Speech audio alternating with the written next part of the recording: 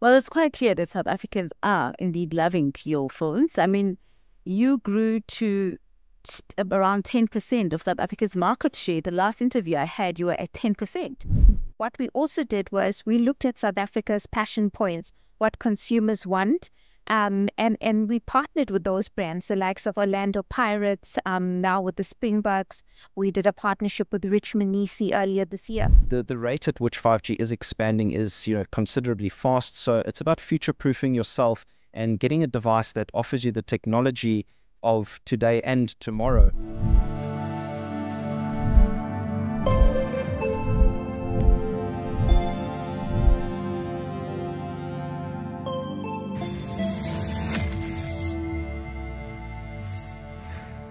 Hello and welcome to ITWeb TV. My name is Avashnee Moodley and I'm joined in studio this afternoon by OPPO South Africa executives, and they're here to talk to us about South Africa's smartphone market. They're also going to be talking a lot about their strategy in South Africa, as well as some trends dominating South Africa's smartphone market. Good afternoon and welcome to the both of you. Thank you so much. Thank you so much for joining us. Well, I'd like you to first introduce yourselves and then we can talk about OPPO's strategy in South Africa. I'm Avashnee Moodley and I'm the head of marketing at OPPO South Africa. And I'm Bradley Young, head of training, the product guy. The product guy. Well, thank you so much for joining us. It's a pleasure to have you in studio, and hopefully you'll be sharing some insight about what's really happening in South Africa's smartphone market as far as the trends are concerned. But I suppose the best place for us to start would be just getting an understanding of what inspired OPPO to establish offices in South Africa's tightly contested smartphone market. From a global perspective, OPPO had been growing their markets globally, and South Africa is a key market from a smartphone perspective. We saw this as an opportunity for the brand. We launched during COVID, and this was perfect for us. We definitely saw the gap in the market, and we could grow our potential, our brand awareness during this time, and the brand has grown ever since. I think from a consumer perspective, South Africans are very open to new brands in the country. We're always looking to new tech, and this was a perfect opportunity from an OPPO perspective to launch in the country. Well, it's great to hear that you feel that there's quite a lot of opportunities and opportunities for growth. I know that you launched at the height of COVID, and this might be described by many people as probably the worst time to launch any business in any sector in South Africa or even anywhere else in the world for that matter. You know, businesses were closing down in South Africa due to COVID-19 coupled with load shedding. So what gave you the courage to pursue your plans of launching during the height of the COVID pandemic in South Africa? Our brand vision is technology for mankind and kindness to the world. And I think during COVID especially, that route true to everything that we stood for, we definitely thought we could provide that alternative to South African consumers. And I think people were just looking for alternatives. They were looking for new things because they were staying at home. And it's always good to look for something new, innovative. And that's what we brought from an OPPO perspective. Brad, she's talking of South African consumers looking for something new. Well, I don't know if I quite agree with that one, because we've got a string of Chinese smartphone makers in South Africa. I can name just more than 5 from the top of my head. So, Brad, what really stands out from the kind of devices that you manufacture? What sets you apart from what is already available in the market? So I think it was quite an opportune moment, as much as, the height of pandemics was sort of upon us. We came in at a great opportunity to compete with the biggest players in the market. Some of them had then been affected by geopolitical events and things like that, and it gave us the opportunity to come in with quality, reliable products that are beautiful, with all the features and services that people expect out of smartphones these days. And if you look around our partnership with Google and the likes of Android, we came in with fully fledged devices with all your Google apps and suites that people love and use on a daily basis. And I think following our success in South Africa, there have definitely been a few more Chinese brands landing on our shores, making it a little bit more competitive. But I think what gives us the edge is the quality aspect of OPPO, where if you look at from an industry standard, we've got some of the most reliable products on the market. So it gives us the confidence to see that we are providing consumers with products that they need, with amazing technology and reliability that everybody looks, because you are willing to part money with your devices and products that we're buying, but people want value and they want something that's going to last, and that's two things that we definitely do give them when it comes to the OPPO smartphones. Well, it's quite clear that South Africans are indeed loving your phones. I mean, you grew to around 10% of South Africa's market share. The last interview I had, you were at 10% in less than 2 years, So that's really a sign of growth. So to what do you attribute this rapid growth, and what have been some of the challenges along the way?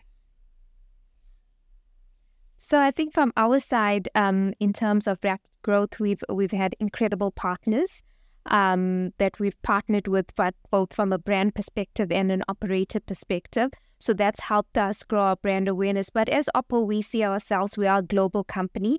We have premium partnerships with the likes of UEFA Champions League and Roland Garros, the tennis. So people, and the cricket, which was huge for us, especially in the Asian countries. So from a brand perspective, South African consumers saw that and they related to us. So I think that also played a part. And I think also our team, we have a very strong team of industry experienced team that has contributed to this. But I think the offerings and what we also did was we looked at South Africa's passion points, what consumers want, and we partnered with those brands, the likes of Orlando Pirates, now with the Springboks.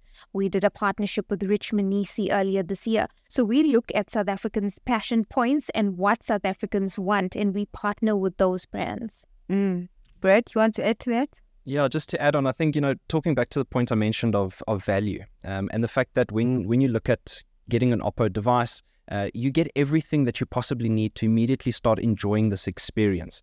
You're getting an incredible device. If you're getting a device with SuperVOOC charging with it, which is our proprietary flash charging technology, which is phenomenally fast, which I'm sure you've experienced. Absolutely. And, you get that charger and cable in the box. You're getting a cover in the box. You're getting a screen protector already applied. And in most instances, you're getting Enco, wireless buds as well with the devices. So it off the bat, the consumer gets everything they need to enjoy this device fully, which I think makes a big...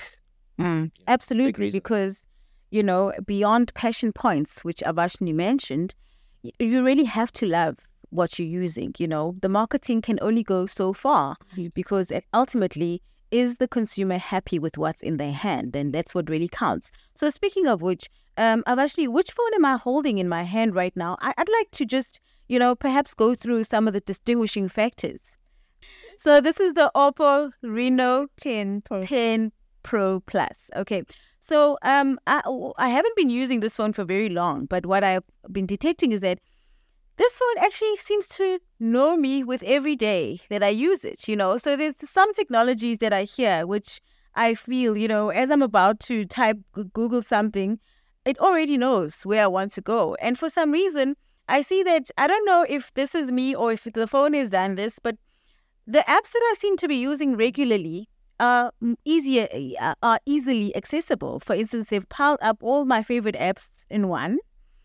And just overall, I'm just, I feel that as advanced as this phone is, anybody can really use it, And another thing that I've actually realized, another thing that I love is the camera. I have never used a phone with such a great camera, ever in my life. So let's talk about some of the features that stand out as far as this phone and the similar range, your similar range is concerned. Yeah, sure. So obviously you've got the Reno 10 Pro Plus. Reno 10 series is our current, premium devices. And some of the amazing technology that's available in there, we've got something called the periscope telephoto zoom lens, which is going to get you 120 times zoom. So the more realistic way of using it, rather than, I think we've had great, moon coverage the last 2 days with the super blue moon. So everybody's been zooming in and sending photos of the moon. But what I absolutely love is the portrait features. We as the Reno series at OPPO, we call it the portrait expert. And, taking photos of my daughter, you've got that telephoto zoom lens, so you're immediately getting closer to the action without stepping any closer. And it really creates beautiful photography. That is, what seems like quite masterful photography is really just a point and a click. So, from the user interface to, our Color OS operating system on top of Android, it's just easy to use, great photography, beautiful display with it's a billion color display. So everything looks incredible. And who would you say is the target market for this particular phone? So, due to the price point of the device, it is more people that are looking for, whether they're content creators, business users, but, it goes all the way down to your soccer moms who, want to take great photos of their kids or want to zoom across the soccer field to, their son running across and scoring that goal. So it can be anybody. Content creators do tend to love it though, because of the cameras and everything else that's packed in there. Can definitely imagine. So you speak of price. What is the price point? So cash, you're looking at about 23K, but you can get it on contract from as low as $8.99 a month. And, depending on when this goes live, we've got a really great deal with a Pad Air as well, coming in at about $8.99 a month with the phone and a pad. So we've got really great offerings, and we make it as affordable as possible. For the amazing technology that we put in there, you're really getting the most bang for your buck. And for somebody who may not necessarily be able to afford this one, I know that you target your phones at different markets. Yeah. So let's just perhaps talk about your overall target market. So we've got devices ranging from about the 3,500 Rand price point, with incredible spec, and definitely looking forward to the new release of our A18, which is going to come in it's a 3,500 Rand device with 128 gigs of storage. So we're really setting the bar quite high with our entry levels, and then it goes up from a 38, 58, 78, and so on. So we really have a device for every price point. And what's nice about it, as I mentioned, with the Color OS, user interface, you're getting a very uniform experience across the board with our devices. And it really just depends on what's important to the user. You're going to spend a little bit more if you want a really great camera. Maybe battery capacity is more important to you. Everybody these days is sort of looking at the specs of, how many megapixels or how many gigs of RAM and how many gigs of onboard storage. So at each of those price points from, A18 all the way up to our premium Reno 10 Pro Plus, we do have a device to match every type of person that's looking for a fantastic smartphone and to suit their budgets as well. Wow. Speaking of every type of person, I'd like just for us to talk about the trends that are dominating South Africa's smartphone market. I know that ICT experts have always said that, South Africa is quite a price-sensitive market when it comes to technology and, innovations and smartphones. Is this something that you've observed? And what would you say are the characteristics that are dominating our market? Definitely, I think South African consumers right now, if you look at the current economic situation, are price sensitive. But if you look at the trends from a smartphone perspective, earlier this year we brought in the Find N2 Flip into the market. And as OPPO, we've also have foldable phones globally. We recently, just a few days ago in China, launched a new Flip as well. So that's some of the new technology or the trends of what smart devices are moving into. But with this industry being so fast-paced, it changes all the time in terms of the tech and innovation. So right now, consumers are looking into the flip and folds. Wow. And the question, I guess, would be, can South African consumers afford those flips and the folds? Because I recently came across an advert of the OPPO phone, and as beautiful as it is, I might have to save up for a few years before I can afford that one. So what is the price range? So it's around 24,999. I think it's over that. But I think we, as OPPO, Brad did mention earlier, and you'll talk about our other products, we do cater for a whole range of consumers and for their needs. So if that price point is too high, we do have other options that just has just as good quality and innovative features as the flip and fold. Brad, I'm going to pass the same question to you. Can South African consumers afford these foldables that look so great, I would say yes. It was a question sort of posed internally, when we were having discussions about whether or not to bring the flip model to the country. And so we brought it in very limited quantities to make it, it is a limited edition device. Globally, the very limited quantities. And, we said South Africans deserve to have a flip device from OPPO because we feel we do it the best. And we brought a limited batch through and sold them incredibly quickly. So yes, the appetite from South Africans is definitely there. Wow. Does it mean you'll be bringing more foldables and flips? I would like to say we're hopeful. It just depends on how the market evolves from there. And what often happens with OPPO globally is there's certain models that don't make it outside of China, as much as the South African market is begging and pleading us for like our global flagship, the Find X6 Pro, but it wasn't released outside of China. As much people phoning the head office all the time saying, can't we just import 1 or 2 models for them? So there definitely is a hunger and a desire for our utmost high-end devices, regardless of the price point. Yeah. So let's talk about some more trends that you've observed within the local market. What else would you say distinguishes South African consumers from other markets? So one of the things I find is people are very spec-focused. They're always looking to find, if you're putting 2 devices head-to-head, one is 64 gigs of onboard storage, one is 128, sometimes it's enough for a consumer to want to go almost blindly into the device that's got more storage. Maybe not necessarily the fact that they're aware of what they're missing out on certain cases. So it is something that we have to juggle, because we do have to maintain a good and attractive price point for our consumers. But at the same time, we can't have a good price point without the spec to match it. Where, it's incredibly competitive market, and we have to stay innovative and as competitive as we like. So specifications usually comes down to it. And one of the things that's become more and more prominent in the industry recently, and I'd like to say OPPO sort of led the charge with that as well, is technologies like RAM expansion. I use a pretty decent gaming laptop for work, and that's rocking about 16 gigs of RAM. And if you look about the device we're talking about on the Reno 10 Pro Plus, it's got 12 gigs on board, and then with RAM expansion goes up to 24 gigs.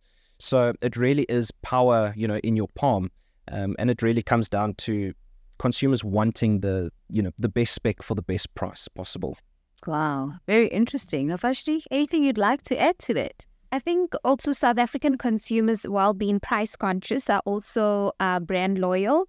And we also have a huge aspirational segment as well in the country. So consumers are looking into new brands. Whilst they may be loyal to one brand, they're always looking for other opportunities or for something new. And that's one thing that the South African market offers, is consumers who are willing to make that change. Well, speaking of something new, anything new that's up your sleeve, if you can talk about it, because obviously that would go with, with your growth. The more you grow, the more you want to bring in new or perhaps expand what's already available globally into the South African market. I think for us, it's our tablets. Brad spoke about it earlier, the OPPO AirPad that we brought in now with the Reno 10 series. We're known for being a smartphone brand, but we do have a variety of IoT products. And I think with the new tablet, it's really exciting for us, because then consumers get to see our full range of products, from our wearables to our routers, which we also have in country, to the new tablets. And I think that's something that's really exciting for us from a team perspective, because we have new products to offer and not just phones. Absolutely. And another thing that we've been writing a lot about lately is 5G. So, a lot of companies are already offering 5G services on a commercial perspective. And I see that the analysts are saying that consumers are now also, increasingly wanting 5G-enabled devices. Are you seeing demand in that aspect, Brent? Yeah, definitely. The benefits of 5G definitely make it a viable option for consumers to look at. One example, recently I was trying to download a file on my phone, and as much as I've got 100 meg fiber at the house, I actually turned my Wi-Fi off so that I could use the 5G, because it just the download speeds can almost double to triple.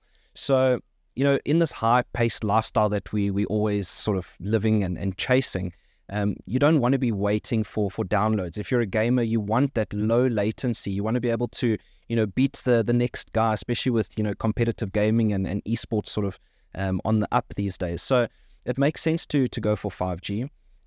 Obviously, in terms of, coverage nationally, it is sort of focused on the main metropolitan areas, but it is growing.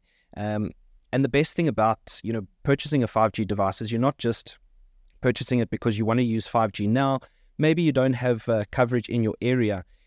The rate at which 5G is expanding is, considerably fast. So it's about future-proofing yourself and getting a device that offers you the technology of today and tomorrow, rather than, buying a device that's, restricted to 4G and being stuck with that sort of internet speed when there is so much more capability available. Wow. Very interesting. So I guess as a parting shot, what can we expect as part of your growth strategy? Any new partners coming on board? Any interesting developments that you're currently working on? I think for us, for the rest of the year, we have a wide range of new A-series devices. And we were speaking earlier about price-conscious South Africans. And we bring in a whole range of new devices, but reliable ones to the market. In terms of our partners, we continue to work with our existing partners. It's exciting. It's a football season again, so we're going to be doing lots of stuff with the likes of Orlando Pirates. It's a World Cup here from a rugby perspective with the official handset partner to the Springboks. So we'll be, for the next 6 months, focusing on those two partnerships just to drive our awareness in the market and continue to provide handphones to the teams and connecting everyone. Speaking of growth, I foresee, as you mentioned, your plans around soccer teams.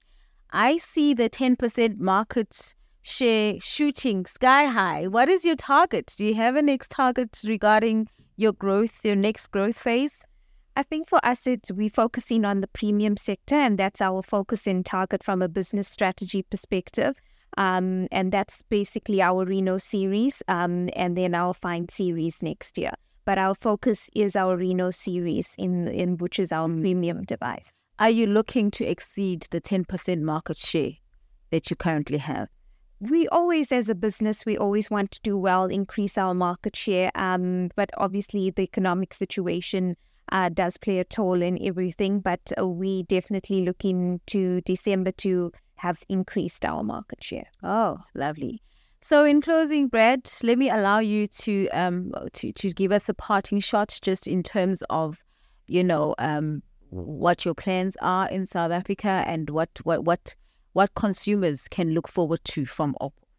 So, besides the new products, I think consumers can look forward to us continuing the promise that we've already started of, good quality products. Not sure if I mentioned this already, but, in terms of the reliability, we do currently have the industry's lowest failure rate.